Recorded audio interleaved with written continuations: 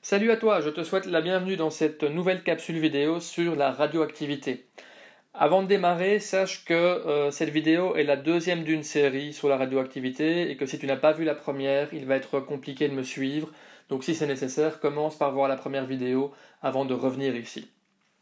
Nous allons donc poursuivre notre parcours sur la radioactivité et pour ce faire, on va commencer par s'intéresser aux équations nucléaires.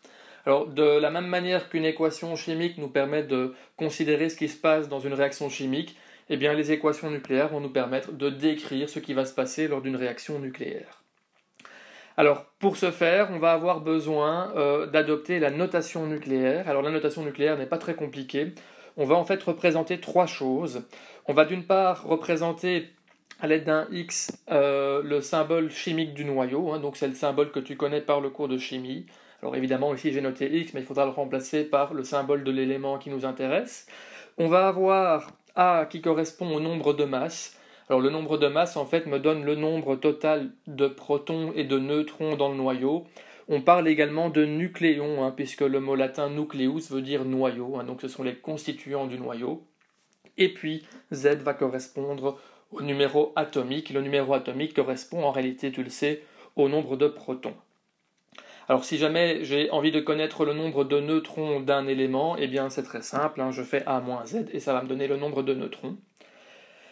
Il sera également utile dans le cas des équations nucléaires de représenter l'électron. Alors l'électron, on va le représenter de manière très simple. On va le noter avec un E à la place du symbole chimique. Et on va dire qu'il a un nombre de masse qui est égal à 0, puisque la masse de l'électron est en fait très faible et complètement négligeable par rapport à la masse du proton et du neutron. Par contre, on va dire que le numéro atomique de l'électron, si je puis dire, est en fait de moins 1. Alors pourquoi moins 1 Le numéro atomique, si tu veux, ça correspond en fait à la charge. Alors dans le cas d'un noyau, on a une charge qui est positive, puisque c'est le nombre de protons, et que les protons ont une charge positive. Pour un électron, eh bien, il a une charge négative, et donc sa charge, son numéro atomique, est égal à moins 1. Par contre, dans le cas du neutron, eh bien, on va représenter le neutron par la lettre N. On va dire qu'il a un nombre de masse qui est de 1. C'est logique, puisque un élément de noyau correspond à un nombre de masse de 1.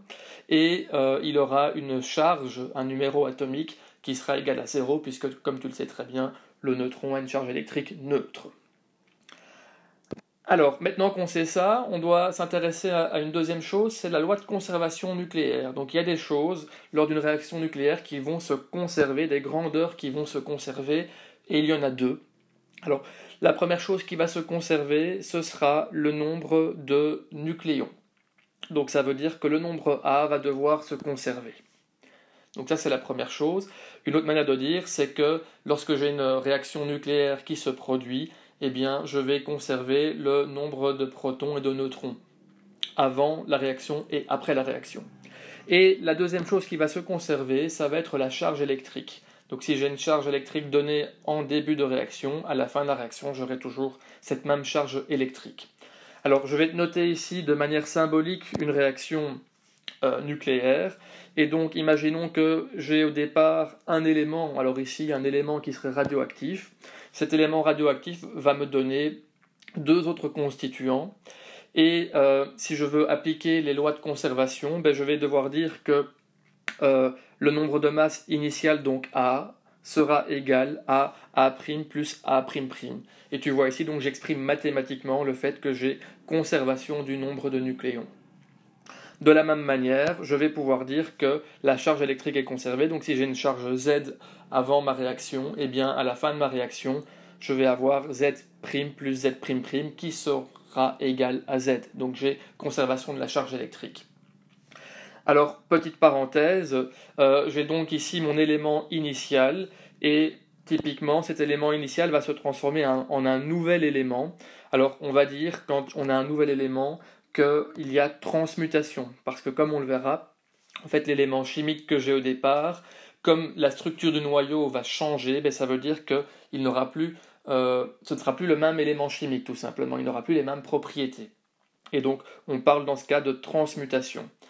Et ce qui me reste, au final, comme on parle de radioactivité, en fait, ça va justement, typiquement, être mon rayonnement. Donc l'élément ici W correspond au rayonnement qui serait émis. Et si tu as regardé la vidéo précédente, tu sais que ce rayonnement, il peut être de plusieurs natures. Il peut être soit un électron, soit un noyau d'hydrogène, soit un rayonnement électromagnétique, un rayonnement gamma. Alors, continuons au niveau des équations nucléaires. Avec ce qu'on a dit, on peut maintenant s'intéresser justement aux trois types de rayonnement dont on a parlé. Alors, je vais commencer par m'intéresser au rayonnement alpha, et donc en fait à la désintégration alpha, puisque lorsqu'il y a un rayonnement alpha, ça veut dire qu'on assiste à la désintégration d'un noyau et à l'émission d'un rayonnement. Alors, rappelle-toi que le rayonnement alpha, ça correspond en réalité tout simplement à un noyau d'hélium. Donc un noyau d'hélium ici, tu peux voir avec la représentation nucléaire ici qu'on a 4 nucléons et on a en réalité 2 protons et 2 neutrons. Puisque j'ai 4, ça veut dire que j'ai 4 nucléons et 2 c'est le nombre de protons, donc automatiquement je sais qu'il y a 2 neutrons. Alors on va écrire ici une équation nucléaire et je vais considérer que j'ai ici un atome de radium avec le nombre de masse qui est de 226 et le numéro atomique qui est de 88. Et ce que je sais, puisque justement je suis dans le cas d'une désintégration alpha, c'est que je vais avoir comme rayonnement un noyau d'hélium. Alors ici, ça va me permettre en fait de considérer ce que je vais obtenir comme nouvel élément. Alors tu vois que j'ai 226 au départ et je sais que j'ai 4 de l'autre côté. Ça veut dire que pour conserver mon égalité, je vais avoir ici un élément dont le nombre de nucléons sera égal à 222. 222 plus 4, ça fait bien 226. On est bon. De la même manière, j'ai 88 en numéro atomique, donc ça veut dire que je vais devoir avoir 86 pour faire 86 plus 2 égale à 88. Alors, une fois que j'ai ça, je dois encore noter ici le symbole chimique du nouvel élément, de mon élément qui s'est transmuté. Je vais les regarder tout simplement dans le tableau périodique, quel est l'élément chimique qui possède le numéro 86, et je vais pouvoir me rendre compte que c'est le radon. Voilà. Alors, on va faire la même démarche, cette fois-ci pour la désintégration bêta. Alors, petite précision, tu vois ici que j'indique bêta-, il existe en réalité une désintégration bêta+, mais qu'on ne va pas considérer ici, parce qu'elle met en jeu des particules que tu ne connais pas encore, avec le niveau d'étude que tu as. Alors, le rayonnement bêta, on l'a dit dans la vidéo précédente, c'est en fait un électron qui est éjecté avec une énergie cinétique assez importante. Alors, il faut bien faire attention. Ce qui se passe dans le cas de la désintégration bêta, c'est qu'on a en réalité un neutron qui a donné naissance à un proton et un électron. Donc, si tu veux, ce neutron s'est un petit peu cassé en deux pour donner naissance à deux nouvelles particules.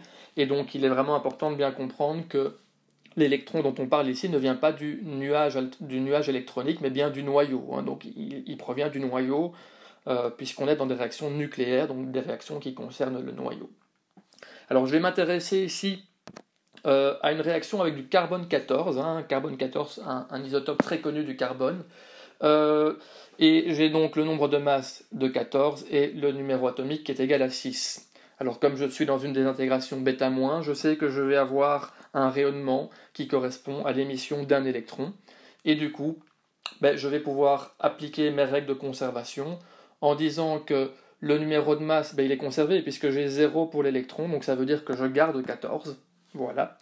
Par contre, au niveau du numéro atomique, j'ai -1, et donc pour conserver le nombre 6, je dois dire que j'ai 7. 7 moins 1 me fait bien 6. Et donc j'obtiens ici l'élément chimique dont le nombre atomique est 7. Si je vais voir dans le tableau périodique, je vais voir que je suis ici avec de l'azote, tout simplement. Voilà. Donc j'ai ici, pour résumer, un atome de carbone 14 qui s'est transmuté en un atome d'azote en émettant un rayonnement bêta qui correspond donc à l'émission d'un électron. Alors, au niveau des rayonnements gamma, tu pourrais te dire qu'on va aussi écrire une équation nucléaire, mais on ne va pas le faire, parce que, en réalité, le rayonnement gamma correspond à l'émission d'un photon.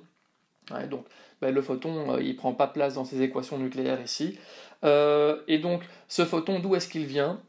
Il faut savoir que lorsqu'on a transmutation et lorsqu'on a le phénomène de radioactivité qui se produit, très souvent, le noyau qu'on considère va se retrouver dans un état excité, ce qui veut dire qu'il possède un surplus d'énergie, un excédent d'énergie, et dans la nature, eh bien, quand un élément, une particule, un noyau, un atome, peu importe, a un surplus d'énergie, il va chercher à s'en débarrasser. Et donc il va, pour ça, émettre un photon, puisque dans le monde des particules, quand on a trop d'énergie, eh bien, on va rendre cette énergie sous forme de photon. Alors, du coup, ça veut dire que lorsque j'ai une réaction nucléaire qui se produit, s'il y a un surplus d'énergie, eh bien, le noyau va émettre un ou éventuellement plusieurs photons pour se débarrasser de ce surplus d'énergie, et c'est ce qui correspond donc à notre rayonnement gamma.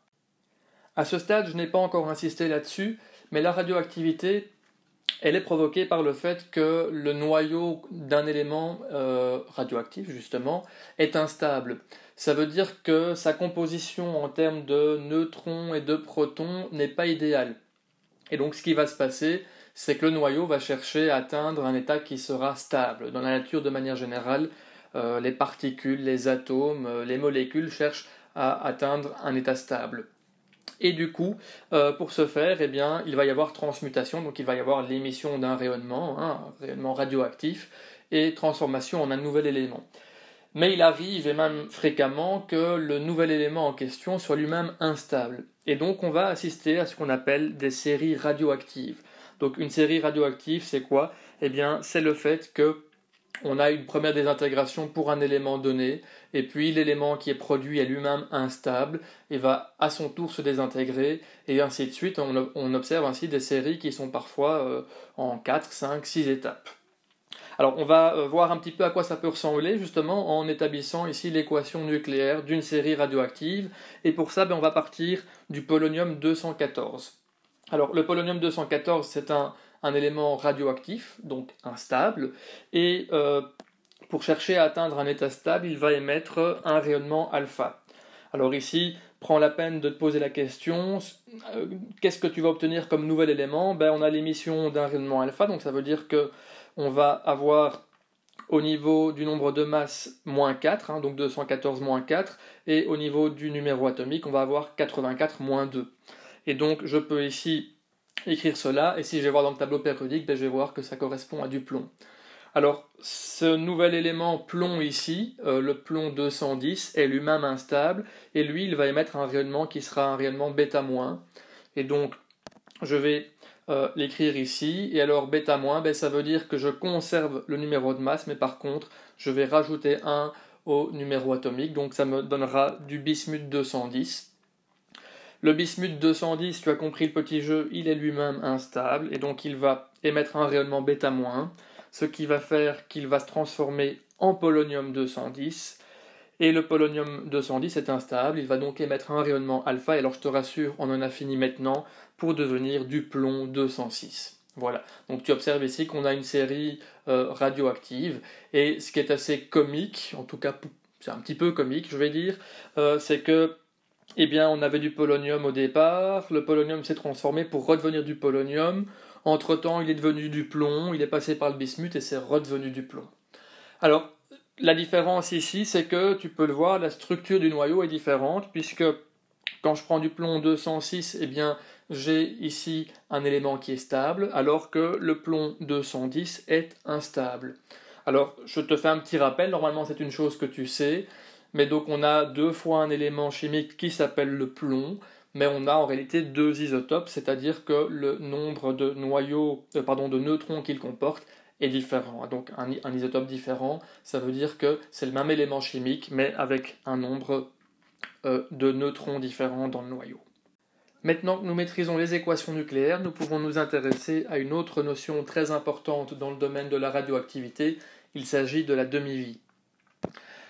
Il faut savoir que les éléments radioactifs sont caractérisés par une grandeur qu'on va noter T, et cette grandeur, c'est en réalité la demi-vie. Et la demi-vie, c'est un temps, c'est pas pour rien qu'on a choisi grand T pour la représenter, et c'est en fait le temps après lequel la moitié des atomes radioactifs qu'on considère se sont désintégrés. Alors pour bien comprendre, il faut imaginer qu'à un moment donné, je considère une quantité d'atomes, voilà, imaginons que j'ai 100 atomes qui sont radioactifs, après une durée grand T, donc après une demi-vie, il ne restera plus que la moitié des éléments radioactifs, la moitié des atomes radioactifs. Donc ça veut dire qu'il y aura 50 atomes qui se sont désintégrés pour donner naissance à un autre élément, et il ne restera que 50 noyaux radioactifs. Cette grandeur, la demi-vie, eh bien, il faut savoir qu'elle est propre à chaque radioélément qu'on va considérer. Et donc, si je prends un élément donné, un isotope donné, il n'aura pas la même demi-vie qu'un autre élément. Et le truc qui est assez dingue, c'est que cette grandeur, eh bien, en fonction d'éléments qu'on considère, elle varie de manière phénoménale, puisque pour certains éléments, la demi-vie va être de l'ordre de la microseconde, de la milliseconde, alors que pour d'autres, elle sera de l'ordre du million d'années, voire du milliard d'années. Et donc ça dépend très très fortement d'un radioisotope à l'autre. Alors ce qu'il faut bien comprendre du coup, c'est que lorsque j'ai à un moment donné une certaine quantité d'atomes radioactifs, ben forcément, plus je vais avancer dans le temps, plus ce nombre d'atomes va diminuer, puisqu'ils vont forcément, comme on l'a vu, se transformer en un autre élément. Et du coup, eh bien, ce phénomène-là, on peut le modéliser par une loi mathématique qu'on va appeler la loi de décroissance radioactive. Donc on va essayer ici d'établir le modèle mathématique qui me permet de représenter cette diminution du nombre d'atomes radioactifs dans le temps. Alors pour faire ça, pour avoir une première approche, je vais réaliser ici un petit tableau dans lequel je vais indiquer le temps et le nombre d'atomes en fonction du temps. Donc nombre d'atomes radioactifs, puisque ici, attention, quand j'ai un atome radioactif qui émet un rayonnement, il ne disparaît pas, simplement il se transforme en autre chose. Ça peut être un nouveau noyau radioactif ou ça peut être un élément qui sera stable et donc non radioactif. Alors toujours est-il que ici je vais considérer à chaque fois un intervalle de temps qui sera justement la demi-vie. Donc je vais considérer 0, t, 2t, 3t, 4t. Et ce que je peux dire, c'est qu'à t est égal 0, le nombre d'atomes radioactifs il sera égal à n0. Donc je vais nommer ça n0, c'est mon nombre de départ. Après une durée qui correspond à la demi-vie, ce nombre d'atomes sera divisé par 2. Si je regarde une demi-vie plus tard, j'aurai divisé ce nombre n0 divisé par 2, encore une fois par 2. Donc j'aurai n0 sur 4. Une demi-vie plus tard, j'aurai encore divisé par 2, j'arrive à n0 sur 8, et puis n0 sur 16 après 4 demi-vies. Voilà, tu as compris l'idée. Alors ce que je vais faire ici maintenant, c'est que pour la suite, je vais exprimer ceci sous une forme peut-être un petit peu bizarre, mais je vais considérer que j'ai à chaque fois n0 fois un demi exposant quelque chose. Et donc ici j'ai un demi exposant 1, un demi exposant 2, un demi exposant 3 et un demi exposant 4. Et donc tu peux bien te rendre compte que, par exemple, pour t est égal 4 demi-vies, n0 sur 16, ça me fait bien n0 sur 2 exposant 4. C'est juste une manipulation mathématique, tu comprendras pourquoi je fais ça par la suite. Alors avant de poursuivre, je vais représenter le tableau que j'ai réalisé ici, mais sous forme de graphique cette fois-ci. Et donc je vais ici mettre sur l'axe des abscisses la grandeur t, donc le temps qui s'écoule et que j'ai gradué en fonction de la demi-vie. Et sur l'axe des ordonnées, je vais mettre le nombre d'atomes en fonction du temps. Donc. Et ce qu'on va pouvoir observer, c'est le fait que à chaque demi-vie qui s'écoule, comme je l'ai dit, on diminue le nombre d'atomes précédents par 2. Et donc je peux venir tracer les points correspondants, et si je les relie, tu peux observer que j'obtiens une courbe qui est de type exponentielle décroissante. Et donc, on a déjà ici l'idée que la loi mathématique qui me permet de modéliser la décroissance radioactive, elle est de type exponentielle. C'est toujours intéressant d'avoir un peu une idée de ce qu'on cherche avant de se lancer dans des calculs plus compliqués. Parfait, nous pouvons maintenant ensemble établir l'expression mathématique rigoureuse de la décroissance radioactive, et pour ce faire, je vais reprendre le tableau qu'on a établi juste avant, où j'ai le temps et le nombre d'atomes en fonction du temps. La petite particularité, c'est que on avait considéré ici au niveau du temps que le temps s'écoulait en fait par demi-vie. Donc j'avais 0, et puis une demi-vie, et puis 2 demi-vies, 3 demi-vies, 4 demi-vies. Et finalement, ce que je vais considérer ici, c'est que le temps, du coup, je peux considérer qu'il s'écoule par un nombre entier fois la demi-vie. Alors ce nombre entier, je vais l'appeler k, je vais venir le rajouter dans mon tableau. Et tu vois ici donc que je rajoute les valeurs de k. Alors k est d'abord égal à 0, à 1, à 2, à 3 et puis à 4. Et du coup, le temps, je peux considérer qu'il s'écoule en disant que j'ai la demi-vie, donc grand T fois K. Alors, la première ligne ici, ça me donne petit t, donc le temps est égal à 0 fois grand T. Et donc ça me donne 0. Ensuite, je vais avoir grand T fois K, et K est égal à 1, donc j'obtiens T. Et puis K est égal à 2, donc j'obtiens 2T, etc., etc. Donc tu as compris l'idée ici. Ce que j'essaie d'exprimer, c'est le fait que je considère des nombres entiers de demi-vie pour l'écoulement du temps. Et j'avais du coup exprimé les choses au niveau du nombre d'atomes sous la forme n0 divisé par 2 exposant quelque chose. Ce quelque chose, en fait, c'est la valeur de K, puisque tu peux te rendre compte que je retrouve ici comme exposant à chaque fois la valeur de K. Et donc, ça me permet de dire qu'à chaque fois qu'il y a une demi-vie qui s'est écoulée, eh bien, mon exposant, ici, il augmente de 1. Alors je peux écrire l'équation mathématique qui correspond à ceci, et donc je vais obtenir le nombre d'atomes en fonction du temps. Mais alors ici, le temps, en fait, je l'exprime sous la forme K fois grand T, toujours avec cette idée que je considère ici un temps qui s'écoule par intervalle d'une demi-vie. Eh bien, donc le nombre d'atomes est égal à n0 fois 1 demi, exposant K fois T divisé par T. Et donc ici, on a bien le cas qui me permet d'incrémenter la valeur du temps au final. Alors on peut faire un essai, on peut imaginer que k est égal à 2 par exemple, et donc je vais avoir n de 2 fois grand T, et ça va me donner n0 fois 1 demi, exposant 2t sur t, donc ça fait bien exposant 2, et donc je vais bien retrouver le fait que après 2 demi-vies, mon nombre d'atomes initial est divisé par 4. Voilà, donc ça c'est un petit détour que j'ai fait ici, mais ça nous permet d'arriver en fait à une équation qui est relativement intuitive. On n'a pas dû faire des grands calculs, mais c'est de manière intuitive qu'on a pu ici obtenir cette équation en considérant finalement la définition même de la demi-vie, à savoir que c'est le temps après lequel on a perdu la moitié des atomes qui étaient présents auparavant. Alors ce qu'on va faire maintenant, c'est que le temps, tu le sais très bien, ne s'écoule pas par demi-vie, mais il s'écoule de manière continue, et donc on va généraliser pour toutes les valeurs de t, ce qui veut dire que le k fois grand T, je vais venir le remplacer tout simplement par petit t. Et donc je vais obtenir l'équation ici de ma décroissance radioactive, en disant que le nombre d'atomes à un moment donné correspond à n0 fois 1 demi, exposant petit t sur grand T.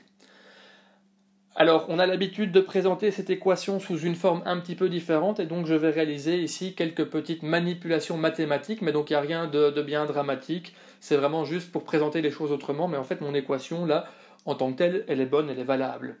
Mais ce que je vais faire, c'est que je vais venir ici supprimer le 1 demi, en disant que 1 demi c'est 2 exposant moins 1. Et puis je vais venir modifier cela en appliquant exponentielle de logarithme népérien. Alors tu sais que ce sont des fonctions réciproques, du coup ce que je viens de faire ici en fait, ça ne change rien. J'ai, plutôt que d'avoir 2 exposants moins t sur grand T, j'ai exponentielle de logarithme de 2 moins t sur grand T, donc ça n'a rien changé. Et puis ce que je vais venir faire par la suite, c'est que le 2 exposant moins t sur grand T, je peux l'exprimer en faisant sortir d'une certaine manière le moins t sur grand T, en le mettant devant le logarithme. Voilà. Ceci nous permet d'établir l'expression mathématique de la décroissance radioactive, où on a donc n en fonction du temps est égal à n0 fois exponentielle de moins ln de 2 fois petit t sur grand T. C'est donc la loi de décroissance radioactive dans sa forme habituelle, si je puis dire. Ce qu'on fait encore en général, c'est qu'on vient poser P est égal à ln de 2 divisé par grand T. Alors P, on lui donne un nom, c'est la constante de désintégration, c'est ce qui permet de dire à quelle vitesse un atome va se désintégrer, c'est l'équivalent de la demi-vie mais sous une autre forme, donc c'est une caractéristique du radioélément qu'on va considérer.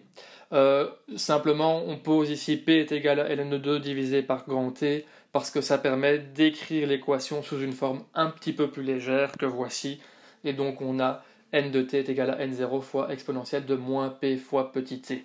Voilà. Alors, j'aimerais préciser ici quelque chose de très très important, c'est qu'on a ici obtenu une expression mathématique qui nous donne la décroissance radioactive, donc on est capable de dire après combien de temps on va obtenir la moitié d'atomes radioactifs par rapport au temps initial, mais il faut bien se rendre compte que cette loi ne permet pas de dire à quel moment un atome en particulier va se désintégrer, parce qu'en réalité, la désintégration est un phénomène aléatoire, dans le sens où si je prends un atome en particulier, peu importe sa demi-vie, je ne pourrais pas dire à quel moment précisément il va se désintégrer. Par contre, quand j'ai un nombre d'atomes très très élevé, eh bien je peux dire qu'il y a des probabilités pour obtenir une certaine quantité d'atomes qui vont se désintégrer après un certain temps. Et donc ici, c'est vraiment important de comprendre ça. Si j'ai beaucoup d'atomes, je sais qu'après une demi-vie, j'en aurai perdu la moitié, mais je ne peux pas dire quels atomes se seront désintégrés. Ça, c'est impossible. On rentre ici de nouveau dans un domaine qui est celui de la physique quantique, et comme je l'ai déjà dit dans d'autres vidéos, ce domaine-là, il est lié à des phénomènes aléatoires et à des probabilités. Poursuivons en nous intéressant à une autre notion qui est celle de l'activité radioactive. L'activité radioactive, c'est une grandeur qui va nous permettre de quantifier, donc de mettre des valeurs sur la quantité de désintégration par unité de temps.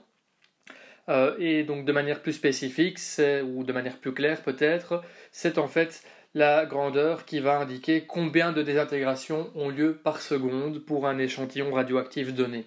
Alors l'unité de l'activité, c'est le becquerel. Alors tu dois te rappeler que Henri Becquerel est celui qui a découvert la radioactivité. C'est une chose que j'ai expliquée dans la première vidéo. Donc l'activité radioactive, en gros, c'est un nombre de désintégrations par seconde. Et il y a plusieurs choses à considérer avant de pouvoir ici aussi établir la loi mathématique qu'on va pouvoir utiliser pour quantifier, pour mettre des valeurs sur l'activité radioactive. Alors la première chose à savoir, c'est que plus il y a d'atomes radioactifs, plus il y a de désintégrations. C'est assez logique, pour qu'il y ait des intégrations, il faut des atomes radioactifs, et plus il y a d'atomes, plus on va observer de désintégrations. C'est tout à fait logique. J'ai plus de chances d'observer un grand nombre de désintégrations si je suis face à 1 milliard d'atomes que si je suis face à 1000 atomes radioactifs, par exemple. Et donc ça me permet déjà de dire une chose importante, c'est que l'activité, elle est proportionnelle à n, n étant ici le nombre d'atomes radioactifs. Deuxième chose importante à dire, c'est qu'une désintégration provient d'un atome radioactif. Donc je ne peux pas avoir deux désintégrations pour un atome, ou je ne peux pas avoir deux atomes pour une désintégration. Non, quand il y a une désintégration, c'est lié à un seul atome, et en même temps, ce que je peux dire, c'est que quand il y a une désintégration, ça va entraîner la diminution du nombre d'atomes radioactifs. C'est assez logique, puisque tu sais maintenant que une désintégration radioactive correspond à la transmutation d'un élément en un autre élément, et donc si au départ j'ai un atome radioactif qui se désintègre, forcément ça veut dire que je n'aurai plus cet élément radioactif que j'avais au départ puisqu'il s'est transformé. Et donc si j'imagine ici que j'ai 100 atomes radioactifs et qu'il y en a un qui se désintègre, je n'aurai plus que 99 éléments radioactifs. Et donc ça signifie que quand il y a désintégration, je diminue le nombre d'atomes que j'avais au départ. Alors attention, je sais bien, je l'ai dit, que cet atome radioactif qui s'est désintégré, c'est peut-être désintégré dans un autre élément qui est lui-même radioactif, mais ça ici on ne va pas le considérer. Donc je dis ici que quand j'ai un atome qui se désintègre, en même temps, ça veut dire que je diminue le nombre d'atomes radioactifs que j'avais au départ. Et du coup, ça me permet de dire quelque chose d'essentiel, c'est que l'activité, en fait, ça correspond à la variation du nombre d'atomes radioactifs. Si tu analyses bien les choses ici, quand j'ai une certaine activité, imaginons que j'ai une activité de 20 becquerels, ça veut dire que chaque seconde, j'ai 20 désintégrations.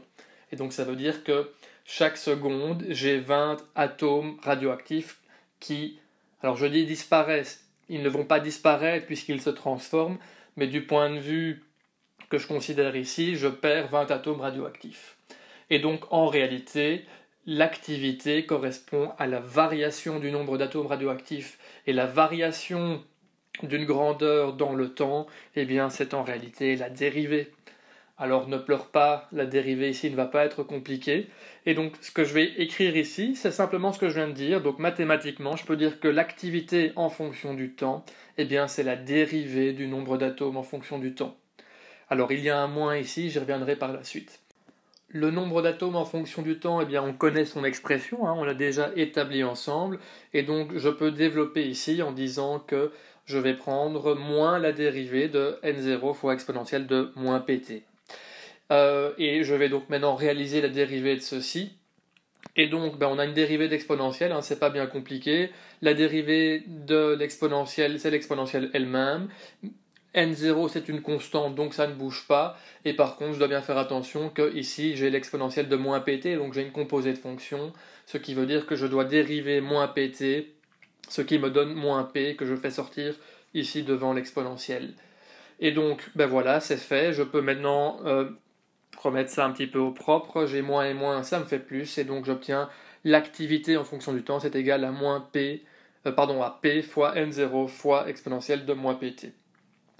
Et je peux me rendre compte que n0 fois exponentielle de moins pt, justement, en réalité, ça correspond au nombre d'atomes en fonction du temps, et donc je peux ici rendre mon expression un petit peu plus compacte en disant que l'activité c'est égal à p fois n de t. Alors, je reviens maintenant sur le moins que j'ai posé au départ. Tu vois que j'ai dit que l'activité était égale à moins la dérivée du nombre d'atomes. J'ai mis un moins ici tout simplement parce que l'activité c'est quelque chose de positif, c'est une grandeur qui est positive, hein. Je ne peux pas avoir moins une désintégration, et donc on est mathématiquement ici obligé de venir mettre ce moins de manière un petit peu artificielle devant l'expression pour bien obtenir à la fin une expression qui est positive. Dernière chose que je peux faire maintenant, je peux ici venir poser le fait que dans mon expression de l'activité, A0 est égal à P fois N0. Alors pourquoi est-ce que je fais ça? Ça me permet ici d'écrire l'équation suivante. C'est le fait que l'activité à un moment t correspond à l'activité initiale fois l'exponentielle de moins pt. Donc c'est un peu équivalent, mais en fonction des exercices que tu aurais à réaliser, on peut par exemple te donner le nombre d'atomes à un moment donné, mais on peut aussi te donner l'activité initiale à un moment donné, et puis tu dois calculer l'activité à un autre moment. Donc ça dépend un petit peu de la situation, mais donc je peux exprimer ici l'activité en fonction du nombre d'atomes, ou bien l'activité en fonction de l'activité initiale, si tu veux. Tout ceci m'amène à évoquer rapidement le danger de la radioactivité. Quand on parle de radioactivité, on pense très souvent à centrales nucléaires. Et quand on pense à centrales nucléaires, on pense à Tchernobyl et tout ce que cela comporte. Et de fait, la radioactivité est quelque chose de nocif pour la santé, puisque les rayonnements radioactifs, ce sont des rayonnements qui sont ionisants, ce qui signifie que quand la radioactivité, les rayonnements radioactifs rentrent en collision d'une certaine manière avec de la matière, et bien les électrons qui constituent cette matière vont être éjectés tout simplement des liaisons chimiques dans lesquelles ils interviennent. Et donc forcément ça va causer du dégât, surtout que l'électron qui est éjecté, il est éjecté très violemment, il a une grande vitesse, et il va lui-même rentrer en collision avec les électrons et les molécules qui l'entourent. Et donc on peut bien comprendre que tout ceci va engendrer pas mal de dégâts sur les tissus vivants. Par contre, savoir à quel point les rayonnements sont nocifs, qu'est-ce qu'il faut pour que ce soit mortel et autres, c'est des questions qui sont assez compliquées parce que déjà il faut prendre en compte le fait que la dangerosité va dépendre du type de rayonnement. Chaque rayonnement possède une plage d'énergie qui lui est propre. Les rayonnements alpha sont moins énergétiques que les rayonnements bêta, qui sont même moins énergétiques que les rayonnements gamma. Et donc, le type de radioactivité a déjà un impact sur la dangerosité. Alors, pour s'en convaincre, on peut déjà se rappeler des trois rayonnements dont on a parlé dans cette séquence, le rayonnement alpha, bêta et gamma, que j'ai représenté ici. Donc, on a le rayonnement alpha qui est un noyau d'hélium, on a le rayonnement bêta qui est un électron à grande vitesse, et le rayonnement gamma qui est une onde électromagnétique ou un photon. Ici, j'ai représenté sous forme d'onde électromagnétique. Eh bien, on peut se rendre compte de la dangerosité de ces différents éléments, ici en imaginant qu'on mette des barrières face à ces trois rayonnements. Et donc, je vais venir mettre ici une feuille de papier, une feuille d'aluminium, et ici une couche de plomb. Eh bien, on peut se rendre compte... Alors dans la vie de tous les jours c'est un peu compliqué, mais les physiciens se sont rendus compte que des rayonnements alpha, et donc des noyaux d'hélium, sont stoppés par une feuille de papier. Donc ça veut dire qu'on est très facilement protégé par ces rayonnements et que si on a des vêtements sur nous, eh bien, ces rayonnements vont être peu invasifs et ne vont pas rentrer dans notre corps, si tu veux. Les rayonnements bêta sont un peu plus dangereux puisqu'il faut une feuille d'aluminium pour les stopper. Donc si tu mets une feuille de papier devant un rayonnement bêta, il va passer au travers, en tout cas en très grande partie.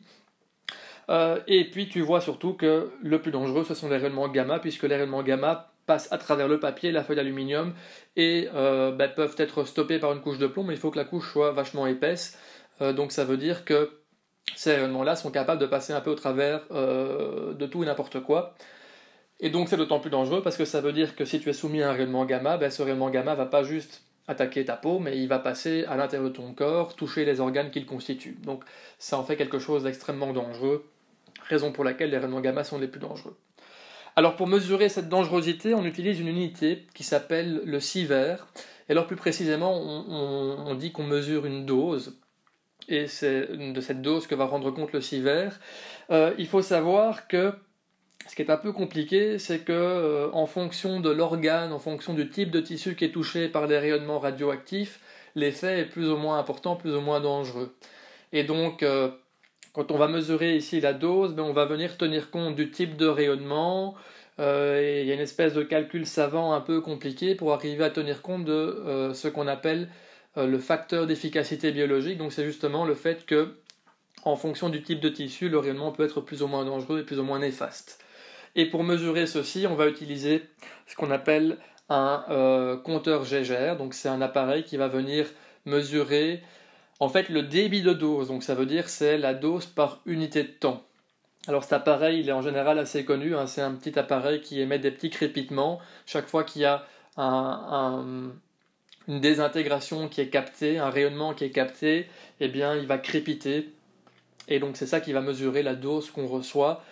Et donc les gens qui travaillent dans des milieux radioactifs peuvent mesurer la dose. Et alors il y a des normes qui existent pour indiquer à partir de quel moment une dose est dangereuse ou surtout un débit de dose, parce que là aussi, ce qui est important au niveau des rayonnements et de la dangerosité, il y a la quantité de rayonnement, mais il y a aussi la quantité par unité de temps. Donc ça veut dire que recevoir une grande irradiation en un court moment est très dangereux, alors que recevoir des petites doses, mais sur un laps de temps très très étendu, est moins dangereux.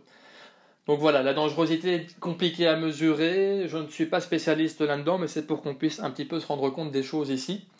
Alors au niveau des rayonnements radioactifs, ce qu'il faut savoir également, c'est que sur Terre, on a des sources qui peuvent être naturelles ou artificielles.